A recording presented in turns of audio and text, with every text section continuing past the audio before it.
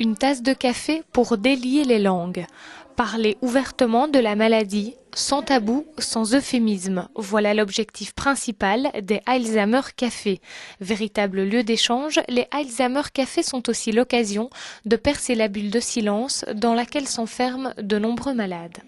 Nous voulons justement les réintroduire, leur rendre la place et leur donner aussi le droit de dire, d'exprimer des choses, même parfois en colère, mais de montrer qu'ils sont là et qu'ils ont encore des choses à dire. Cette maladie est relativement peu connue, en tout cas elle fait très peur. Et dans un cadre convivial, cette peur, elle est un peu diminuée. Prendre une tasse de café, bavarder, ça normalise. Sortir les malades et leurs proches de l'isolement social et les ramener vers une société de laquelle ils se sentent parfois exclus, c'est là une autre raison d'être des Alzheimer Cafés. Marie-France et André les fréquentent depuis 1 an. Pour eux, c'est une occasion de briser leur solitude et d'obtenir du réconfort. On se fait des amis ici. Quoiqu'on ne se voit pas autrement, mais ici, on aspire à une chose, à revenir le mois prochain, quoi. Ça me soulage, ça me détend. J'ai autre chose parce qu'à la maison, je n'ai pratiquement rien que l'ordinateur ou la télévision. Je n'ai jamais personne qui vient parce que nos amis nous ont quittés à la suite des maladies, je suppose. La convivialité, le maître mot de ces échanges informels qu'André ne raterait pour rien au monde. Voir les gens qui parlent de la même chose que ce que j'ai, c'est ça. Moi, je viens pour l'ambiance, parce que c'est bien. On parle de tout et c'est agréable. Donner un visage humain à la maladie et l'évoquer sans tabou pour faciliter son acceptation.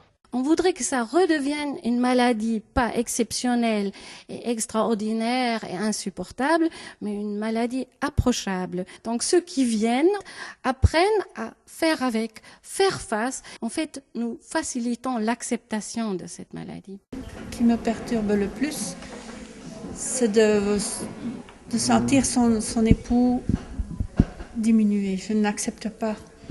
Je savais faire tant de choses. Et que maintenant, ça ne va plus très bien. J'ai tout sur le dos. Ça, c'est sûr que point de vue, tout. Et c'était un immense bricoleur. Il ne sait plus, malheureusement, même plus mettre un clou. Je dois tout faire.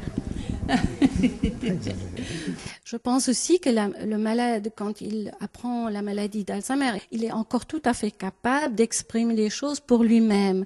Et donc notre objectif aussi, c'est de maintenir son rôle et maintenir son autonomie et lui donner l'occasion de l'exercer, de prouver aussi à son entourage qu'il est encore capable de certaines choses.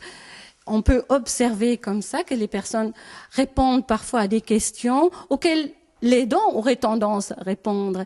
Et donc, il est encore capable de le faire et c'est parfois surprenant. Et du coup, la famille se dit, mais pourquoi, dans des circonstances conviviales, la personne retrouve des capacités qu'il avait auparavant. C'est très valorisant pour la personne elle-même et aussi pour l'entourage.